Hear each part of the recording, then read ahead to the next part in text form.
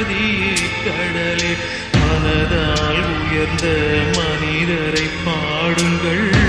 இன்னும் ஒரு ஜென்மம் இவர்கள் பூமியில் பிறந்திட சாமியை கேளுங்கள் சொந்தம் கொண்டதும் நட்புக்காக செய்த தியாகம் முழுதும் நட்புக்காக அவர் வாழ்ந்திருந்ததும் நட்புக்காக சேர்ந்து வானம்